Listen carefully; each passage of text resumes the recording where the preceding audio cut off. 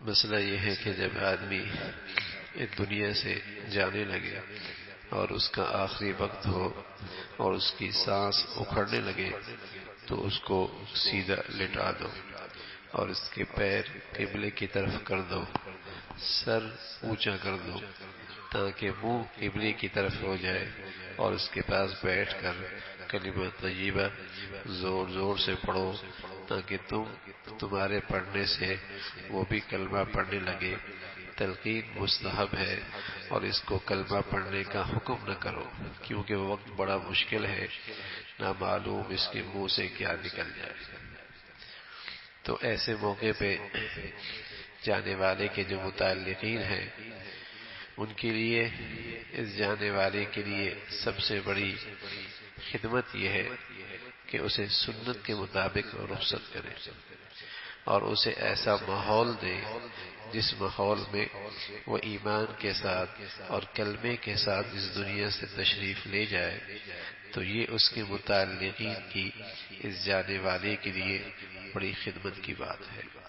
تو رسول اللہ صلی اللہ علیہ وسلم نے ایسے موقع پہ ہدایات فرمائی ہے کہ اس جانے والے کے متعلقین کو اس موقع پہ کیا کرنا چاہیے کہ جب مرنے لگے تو اس کو سیدھا لٹا دو اور اس کے پیر قبلے کی طرف کر دو، سر اونچا کر دو تاکہ منہ قبلے کی طرف ہو جائے، اور اس کے پاس بیٹھ کر کلمہ طیبہ زور زور سے پڑھو تاکہ تمہارے پڑھنے سے وہ بھی کلمہ پڑھنے لگے۔ اس کو کلمہ پڑھنے کا حکم نہ کرو، کیونکہ یہ وقت بڑا مشکل ہے، نہ معلوم اس کے منہ سے کیا نکل آئے۔ جب ایک دفعہ کلمہ پڑھ لے تو چپ رہو، یہ کوشش نہ کرو کہ برابر کلمہ جاری رہے، پڑھتے پڑھتے دم نکلے، کیونکہ مطلب تو فقط اتنا ہے کہ سب سے آخری بات جو اس کے منہ سے نکلے وہ کلمہ نکل۔ جب اس نے ایک مرتبہ کلمہ پڑھ لیا پھر خاموش ہو جاؤ، اور پھر اگر اس کا انتقال ہو جاتا ہے تو مقصد حاصل ہو گیا کہ اس کی دنیا سے جاتی ہوئی آخری کلمہ زبان پر کیا تھا؟ لا الہ الا اللہ، لا الہ الا اللہ محمد رسول اللہ۔ اس کی ضرورت نہیں کہ دم ٹوٹنے تک برابر کلمہ جاری رہے۔ ہاں، اگر کلمہ پڑھ لینے کے بعد پھر کوئی بات کرے تو پھر کلمہ پڑھنے لگو کہ جب وہ پڑھ لے تو چپ ہو جاؤ۔ اگر اس نے درمیان میں کلمے کے بعد کوئی اور گفتگو کر لی تو پھر اس کے ارد گرد ایسا ماحول بناؤ کہ تم کلمہ پڑھنے لگ جاؤ تاکہ وہ بھی پڑھ لے، اور اگر اس نے پھر پڑھ لیا پھر خاموش ہو جاؤ، تاکہ اصل مقصود تو یہ ہے کہ اس کا آخری کلمہ لا الہ الا اللہ ہو اور وہ حاصل ہو جائے۔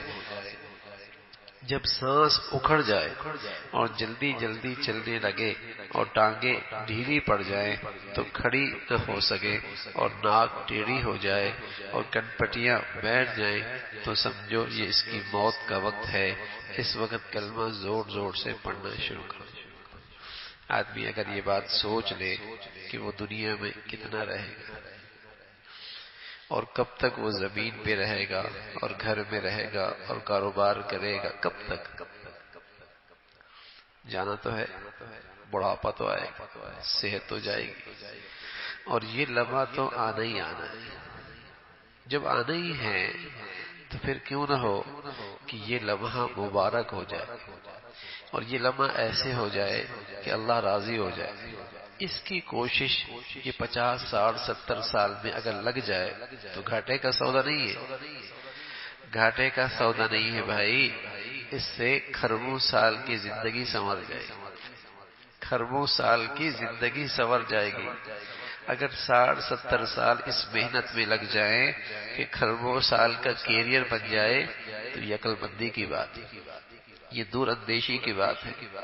اگر 60 70 سال کی محنت اس فکر میں اور اس کوشش میں اور اس محنت میں لگ جائے کہ کھربوں سال کا کیریئر بن جائے، یہ عقل مندی کی بات ہے، یہ بڑی سمجھداری کی بات ہے۔ تو شیطان غفلت میں رکھتا ہے، غفلت میں رکھتا ہے کہ ابھی بہت وقت ہے، کر لیں گے، دیکھا جائے گا، اور اس کے پاس والے اس کی آنکھوں کے سامنے روانہ ہو رہے ہوتے ہیں اور اسے نصیحت کر رہے ہوتے ہیں اور اسے پیغام دے رہے ہوتے ہیں کہ اتنی زیادہ غفلت اچھی نہیں ہے اور اتنی زیادہ مہلت ہر ایک کو ملتی نہیں ہے. کیا پکا کس وقت یہ لمحہ آ جائے سوئے اور صبح نہ اٹھو، شام ہو اور صبح نہ ہو، اور صبح ہو اور شام نہ ہو. تو آدمی اس انداز سے جانا تو ہے، یعنی کوئی آدمی کتنا جیے گا، زیادہ بوڑھا ہو جائے گا نا، تو بوڑھے کے بعد تو مر ہی جائے گا. کوئی آدمی کتنا جیے گا، صحت چلی جاتی ہے اور اعصاب کمزور ہو ہی جاتے ہیں اور آخرکار بڑھاپا آ ہی جاتا ہے اور روانہ ہونا ہی پڑتا ہے. تو ایسے موقع پہ جانے والے کی خدمت یہی ہے کہ اس وقت سورہ یاسین پڑھنے سے موت کی سختی کم ہو جاتی ہے، اور اس کے سرہانے یا کہیں اور اس کے پاس بیٹھ کر پڑھو یا کسی اور سے پڑھوا دو. اس وقت کوئی ایسی بات نہ کرو کہ اس کا دل دنیا کی طرف مائل ہو جائے، کیونکہ یہ وقت دنیا سے جدائی اور اللہ کی بارگاہ میں حاضری کا وقت ہے. ایسے کام کرو، ایسی باتیں کرو کہ دنیا سے دل پھیر کر اللہ کی طرف ہو جائے. مردے کی خیر خائی اسی میں، جانے والے کے ساتھ خیر خائی یہی ہے. اب دنیا کے تذکرے اس کے سامنے نہ کرو، اور اس کے سامنے تو ایسا ماحول بناؤ کہ اس کا رجوع اللہ کی طرف ہو جائے. ایسے وقت بال بچوں کو سامنے لانا یا کوئی جس سے اس کو محبت ہے اس کو سامنے لانا، یا ایسی باتیں کرنا کہ اس کا دل ان کی طرف متوجہ ہو جائے اور اس کی محبت میں اس کا دل سما جائے، بڑی بری بات ہے، بڑی بری بات ہے. دنیا کی محبت لے کر رخصت ہوا تو نعوذ باللہ بری موت مرا. دنیا کی محبت لے کے مرا تو نعوذ باللہ بری موت مرا. اللہ کی محبت لے کے مرا اور آخرت کی فکر اور آخرت کا شوق لے کے آیا تو یہ مرنا بہت مبارک ہوا، یہ جانا بہت سعادت والا ہوا. بہتر یہ ہے کہ حیض اور نفاس والی عورت اور جنبی جس پر غسل فرض ہے وہاں نہ رہے، لیکن اگر ضرورت ہو، شفقت اور تعلق کی وجہ سے اس میں سے کوئی رہنا چاہے تو ٹھہرنا جائز ہے، اس کو نکالا نہیں جائے گا. بہتر یہ ہے کہ ایسے موقع پہ صاف ستھرا رہ کر اس کے پاس رہا جائے. مرتے وقت اگر اس کے منہ سے خدا نہ خواستہ کوئی غلط بات نکلی، کفر کی بات نکلی، تو اس کا خیال نہ کرو اور نہ اس کا چرچا کرو، بلکہ یہ سمجھو کہ موت کی سختی سے عقل ٹھکانی نہیں رہی اور اس وجہ سے ایسا ہوا. عقل جاتے رہنے کی وجہ سے جو کچھ ہوا سب معاف ہے. جانے والے کے لیے بدگمانی نہ کرو، جانے والے کے لیے بدگمانی نہ کرو، اور یہ سمجھو کہ عقل کی خرابی کی وجہ سے اور موت کی سختی کی وجہ سے اس کی زبان سے ایسی بری بات نکل آئی، اس کے تذکرے نہ کرو اور اس کا چرچا نہ کرو. اللہ تعالیٰ سے اس کی بخشش کی دعا کرتے رہو، اللہ تعالیٰ سے اس کی بخشش کی دعا کرتے رہو.